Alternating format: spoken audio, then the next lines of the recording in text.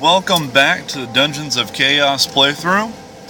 Now in the previous portion we did go through and finish out the side quest. We killed a couple of spiders and we killed the undead wizard in the underground tomb and collected those rewards, and we actually have the Holy Chant skill now, which is going to be very useful in upcoming battles with undead.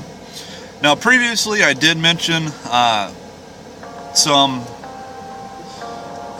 key functions with the options such as Nightfall, and hey, imagine that. I was unknowingly on Sparta difficulty doing those battles with the spiders and the undead, so let's go ahead and lower that for normal, because although it seemed relatively easy, we died. At least a couple of the characters died, and we did actually get through it though. Let's go ahead and lower that back down for our normal playthrough. And again, that's just something you got to keep in mind, that if you have multiple playthroughs going on, that difficulty goes back to whatever the latest game that you were playing. Such as I was in the middle of a playthrough last night with a team that's a little bit higher in Chapter 2, and I was on Sparta. Then I jumped back down to our playthrough team, and that difficulty did not change. Now, there's a couple of features on page 1 here. You can change the music volume up and down. I'm not going to adjust these too much because of the video settings. It also has autosave on map. And so whenever we enter a new map, that's going to go ahead and save. It's a nice survivability function, and you can kind of just set it and forget it. And that way you're not constantly saving, but it is always good to save multiple times. Option 2 has to do with auto combats. Well, that's the fight speed. On this, I keep it max, kind of lowers the time, especially when we're dealing with videos or if we're farming later on. That is a good thing. Now, on slower devices or older devices, you may want to decrease that speed for stability's sake. Now, I do have the fight overlay messages off. I'm going to turn that back on just so you guys can see what that is, because more than likely you guys probably still have that on and my screen looks a little bit different from you. And then the fade timer on this, I normally have all the way down, because with auto functions the screen gets a little clouded and cluttered with it. Now this also includes ongoing damage logs. You can turn that on or off. That's just nice to see when events in battle happens. And then you have a relative music tone down for the fight music. And I think it defaults to 50% because I have not touched that. And of course you could always just turn it off. And that changes the fight music. Well, let's go ahead and just leave that at 50%. I haven't seen a need to change that. Page 3, this is the daylight cycle setting that I was talking about. I've clicked it off because I don't like having my line of sight diminished, but it does add a level of immersion. And your skills, you know when your skills are going to pop up, and it gives you another rest function for that. And I'm going to go ahead and put it on normal, and I'll show you what happens with that. And then, of course, notify daily skills resets. I normally run that off on my other games, but I've been recently having it on because I've been using my daily use skills a little bit more and leveling those up. I have a habit of neglecting those. So they're only like level 2 or 3, what I can do with trainers at the moment. But if you have something like Healing Hands, especially Holy Chants, Exorcism, Determination, those skills you're going to want to use more often and get those use levels up a little higher. And then map speed, just how quickly the map populates. Again, that's a stability thing. If your system or your device can't handle it, you can certainly lower that down on the settings. Abort walk if monsters are near. I kind of have that set to never. I also don't have my directional buttons on because it has a small little GUI over here in the corner, and you can change those button sizes, but I will actually add those and show you what those look like, because you probably already have those. And the import monster walk on monster functions, I'll leave that there. This is for your equip. Whenever you unequip or remove an item, it can get thrown into inventory. Depending on which one you prefer. If I'm unequipping something, I generally have it tossed into inventory because I'm upgrading. I don't like swapping weapons back and forth very often. But if you do and you're just switching weapons, you can set that to stash if you prefer, or if you just have a lot of cluttered stuff, whichever is open. That means whichever tab you have up last when you enter your inventory or your stash. Now, the loot that is take all, I have it set for inventory, or you can put that in the stash, or again, whichever was the last one that you opened. Loot that you buy, I have it set to stash. This is just for ease of use, because again, personally, I keep my loot that I find in my inventory. Stuff I'm keeping stays in my stash. So if I'm buying an item, I want it to go to my stash because I'm probably about ready to equip it. Oh, hit the wrong button there. Alright, let's go to page 5. Now this is the rest functions. You can pre-select rest if possible. Defaults to previous one. Sunrise. This is great for skill use. If you're running around and you're just wanting to rest until your daily skills reset, you can use that function. I have it on health and mana because normally when I do stop and rest, I want to be fully healed for the upcoming battles. Or you can just have it for whichever one you use last. Again, these are all just kind of preferences. Now, advanced walking options, these are with the buttons. Now, you open use talk actions is executed when adjacent to relevant spots or directional arrow is clicked. Now, you'll notice in some of the playthroughs, we'll come across the secret passage or a broken chest that has items, and our team stops walking, and he goes, huh? Huh? And an exclamation mark actually gets put on the map, showing you where that is, where you can function with. Or when you're up against a chest that is locked or a door that is locked, it will highlight that. And the next option is show dungeon run switch. Dungeon runs lets you follow the path until you hit obstacles or enemies or a discovery. I did have this on when I was using the buttons. When you use the buttons, you can press the button and continue to walk indefinitely until you hit one of these things, and it just stops you. And more open expanses or really long tunnels, such as in the orc tunnels, or just out walking around in the woods, in the game, it's really easy to do that, especially if you just kind of want to walk and go from coast to coast. You certainly can do that. You can enable the dungeon run button and hide the button, and you can leave it on. Again, I normally don't use that function. Now the next one is performance options. Then again, this is preference, and it's also for whichever device you're using, and this is kind of independent. This restricts the view on the map a little bit, so you don't have so many sprites and items populating. Kind of overtaxes your open memory and a little bit of the processor. Reduce particles in fights, can prevent crashes.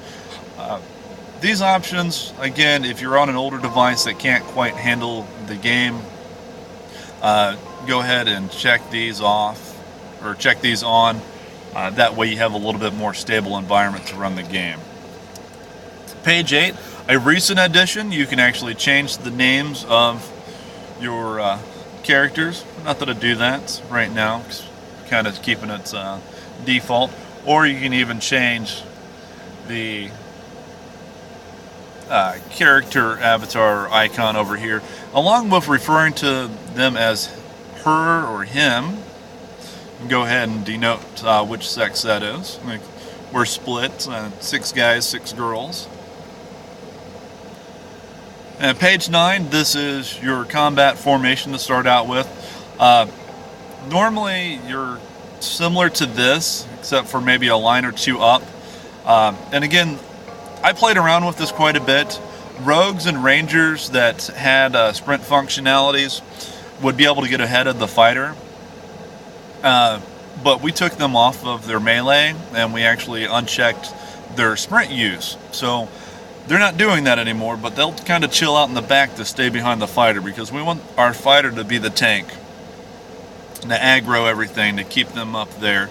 Now, granted, the Ranger and the Rogue have pretty nice survivability, decent armor, really good evades, but we want to kind of, at the moment, what I'm playing through with is keeping them in the back lines as archers. But that's the options in all 9 pages and why I'm set up this way. Now, if you notice, it is dark and our view is restricted when we came out. Now, if you start clicking and walking, once it starts to become daylight, our little circle light will expand. And of course, you can always cast light on yourself, and you see our radius expanded a little bit more. And so if you're out and about exploring, you have the daylight functions and day cycle on, it's going to be nice to cast that light spell, and now it's starting to become daybreak, and there it is, day. I'm just kind of walking around the mountain range, and it will become dark in just a moment, and I'll show you what happens when that does occur. Because daily skills reset at dusk, at nightfall. So when, there you go, see our radius started to decrease and our skills have reset. Now granted, when you are in a dungeon or a cave or anything like that, you're not going to know when daybreak is or dusk is, so you won't have the rest option. But bringing the rest up is you can rest until sunrise. So let's go ahead and do that just for conversation's sake. And that is back to normal. And that's why some of my screens are looking a little bit different.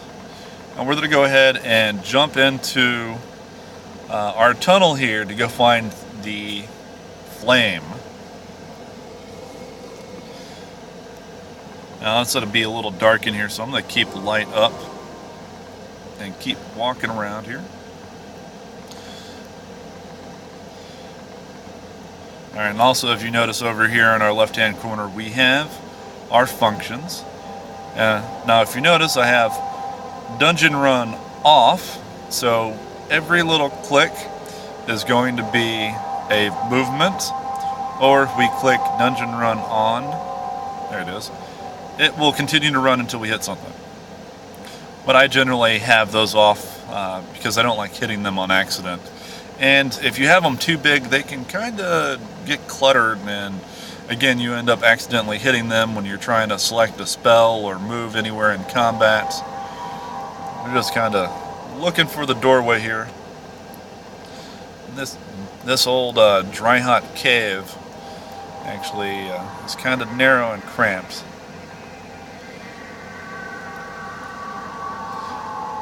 There it is.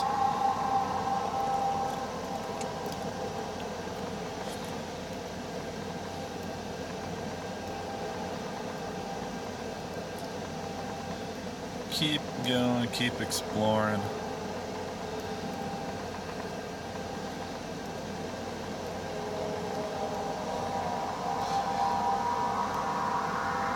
Yep.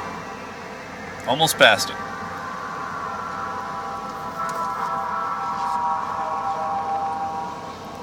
Gotta love the music on this. If you guys are silent gamers, meaning that when you're actually playing through something, you turn the audio off, or if you're vegging out on the couch watching TV or something, or Netflix and chilling and you're actually playing your game, choose to turn the sound on. The environmental coercion, I won't say immersion is more the word I'm looking for, is actually really well. The audio and the sound effects are very well blended to the environment that you're in, and gives you a sense of you're actually in a cave. A little bit of echo, you might hear the wind. And it's very dynamic. Adds a little bit of mystery. And again, our light spell popped off, and so that changed our line of sight here. So again, in the options, if you have that daylight function on or off, long days just means that it's at a cycle a little longer. You'll have a little bit more daylight, a little bit nighttime. But off will actually change that. Now, if you notice, I turned it off, and that light fog actually came off. And again, personal preference. Clicking on little tiny spaces by your character can be counterproductive. So I like to have nice long clicks, and that's why I turn that off.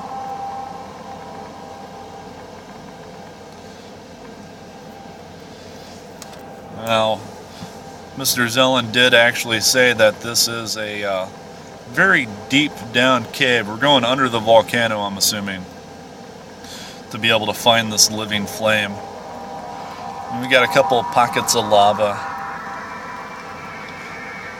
And lava and light sources like this will also play with it. Put that back on for you so you can see what that looks like. There you go. And see, that adds a little bit of light and mystery to it. Again, it's very good environmental effects and very well done. It's a nice touch.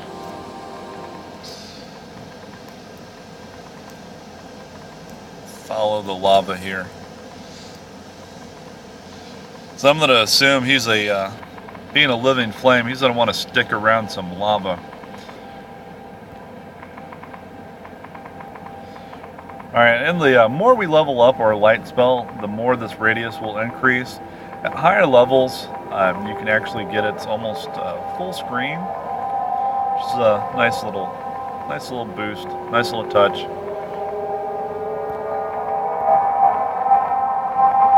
And let's see how far down we go.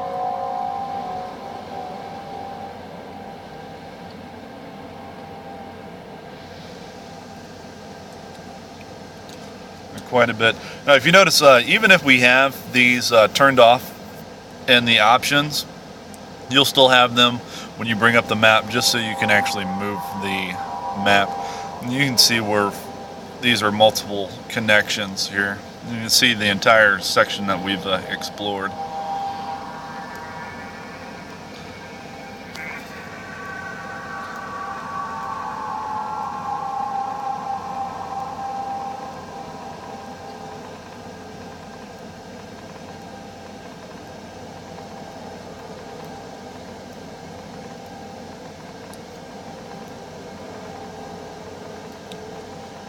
See over here, quite a bit of dried lava. That's nice.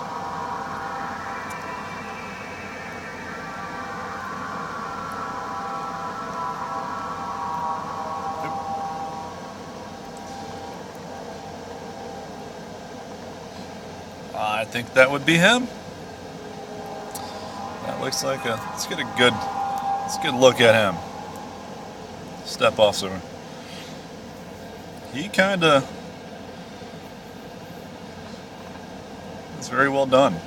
He does look like a living flame. Kind of looks like he's giving the O face a little bit, but you know, it's magic. Let's go ahead and talk to the flame. He's looking at us up and down. We can see a little bit of reward there. And he just stares into the pool of lava. Recover, I must. Let me be. Okay, well, let's talk to him about teleporting then. He zizzles. What is zizzle? I bring you orb if you ease my pain. The flame grows much hotter and you shield your face. I was taken from my home by Xerxes the Lich. Here we go, the Lich. He sits on a stone tower in the northeast of the island. His presence turns everything evil, and he commands powerful magic to extinguish him. And the flame grows menacingly. That is pretty menacing to have a fire elemental annoyed at you. But he has given us our next point of interest. And we leveled up with that little thing here. So let's go ahead in here. Evasion 4. He's going to be duck dodging a lot of things here. Bonus to mana, talent points, and damage to undead. Just what we need to actually head into our next conflict here. Looks like our ranger needs just a little bit more than everybody else. See, like I said, we're not worried about our death on our fighter.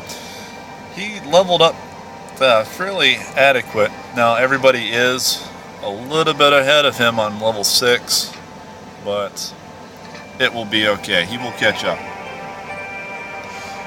Alright, so since we know we're going to go after the Lich, the next thing we're just going to run back up out of this volcano here and see if we can tackle that Lich firsthand, or at least find the tower. So join us in the next part as we look for the Lich.